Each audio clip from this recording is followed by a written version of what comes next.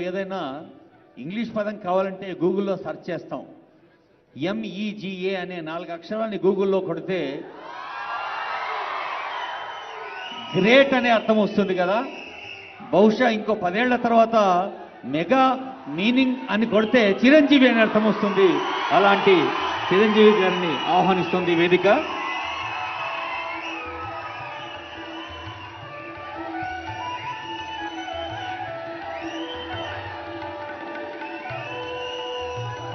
కొన్ని దశాబ్దాలుగా తెలుగు సినిమా కోసం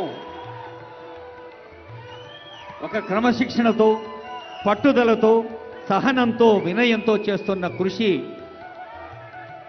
ఆంగికానికి అందం, వాచికానికి వైభవం, ఆహార్యానికి హుందాతనం, సాత్వికానికి సన్నత స్థానం సొంతం చేసిన మన చిరంజీవి గారిని తెలంగాణ ముఖ్యమంత్రి, ఉప ముఖ్యమంత్రి, సినిమాటోగ్రఫీ శాఖ మంత్రులు, సాంస్కృతిక శాఖ మంత్రులు, సమాచార పౌర సంబంధాల శాఖ మంత్రులు CS గారు హృదయపూర్వకంగా అభినందించారు. వారికి స్వాగతం పలుకుతూ ఇప్పుడు పద్మ విభూషణులు ఇరువురికి ఒక్కసారి గట్టిగా చప్పట్లు కొట్టి మనం శుభాకాంక్షలు అందజేద్దాం. తెలంగాణ రాష్ట్ర ప్రభుత్వం పద్మశ్రీ అవార్డు గ్రహీతలు 6గురిని ఆహ్వానించింది. గడ్డం సమ్మయ్య గారు చిందు యక్షగాన కళను 5 దశాబ్దాలుగా ప్రదర్శించి ఈ పల్లె కళ, మనదైన జానపద కళ అంతరించిపోకుండా కాపాడే ప్రయత్నం చేస్తున్నారు. అందుకే వారిని పద్మశ్రీ వరించింది. ఆ శ్రమ ఫలంగా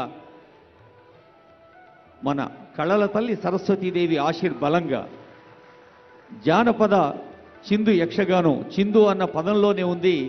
మరి అందవేసిన కళాకారుడు చిందు గడ్డం సమ్మయ్య గారికి హృదయపూర్వక శుభాకాంక్షలు.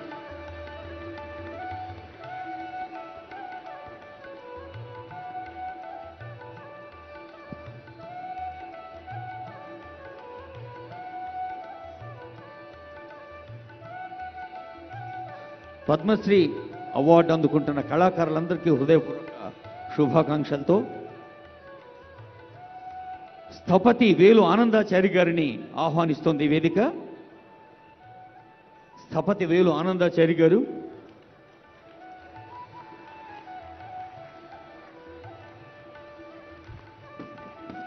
మన యాదగిరిగుట్టు, కొండగట్టు, వేములవాడ, బాసర్ ఈ అన్ని దేవాలయాల నిర్మాణంలో శిల్పకళ విభూషణుడిగా అవార్డు అందుకున్న వారు మరి శిల్పకళలతో ఆ ఆలయాల నిర్మాణంలోనూ పునర్నిర్మాణంలోనూ తమదైన కళను ప్రదర్శిస్తున్నారు. వేలు ఆనందాచారి ఆలయ నిర్మాణాల్లోనూ పునర్నిర్మాణాల్లోనూ కీలకంగా పనిచేస్తున్న వీరు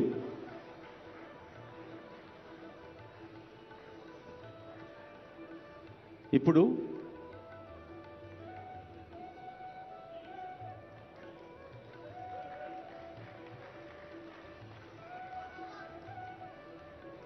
వేలు ఆనందాచారి శిలలు వారితో పలుకుతాయి, వారి వేళ్ల మధ్యన ఉలి ఒక కలంలా పరవశించిపోతుంది. ఆనందాచారి గారికి హృదయపూర్వక ధన్యవాదాలతో ఇప్పుడు దాసరి కొండప్ప గారిని మీ అందరి కరతాళ ధ్వనుల మధ్య సాదరంగా ఆహ్వానిస్తున్నాం. కొండప్ప గారు తంత్రి వాద్య నిపుణులు. ఇప్పుడు కేతావత్ సోమ్లాల్ గారు అవార్డు అందుకుంటున్నారు. బంజారా భాషలో భగవద్గీతను ప్రజలకు అంకితం చేసిన సోమ్లాల్ గారు.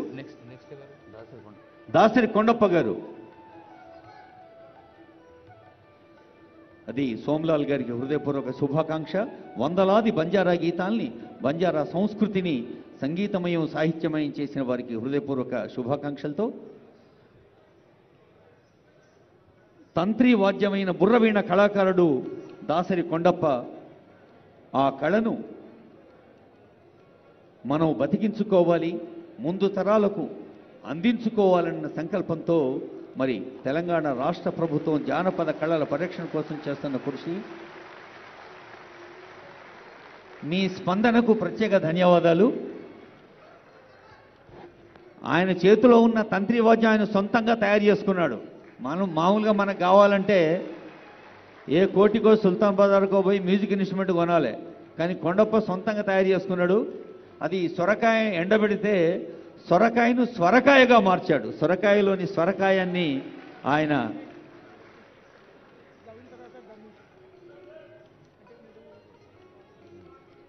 తర్వాత ఉమామహేశ్వరి గారు.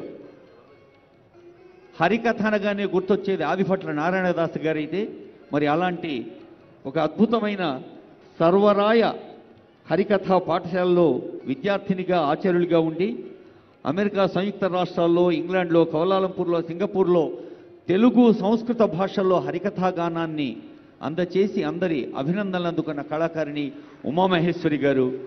ఉమామహేశ్వరి మేడంకి హృదయపూర్వక శుభాకాంక్ష.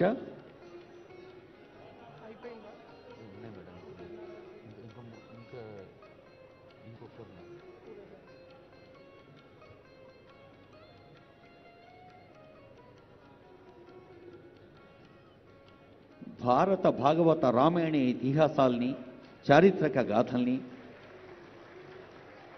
అలలు అలలుగా, కళలు కళలుగా పర్యాప్తం చేస్తున్న కళారూపాల్లో హరికథా గానం ఒకటి. ఉమామహేశ్వరి గారికి హృదయపూర్వక శుభాకాంక్షలతో కూరెళ్ల విఠలాచార్య గారిని ఆహ్వానిస్తున్నాను. మీరు చప్పట్లు కొట్టకుండా ఉండలేరు. దాదాపు 90వ దశకంలో ఉన్నారు, 80+.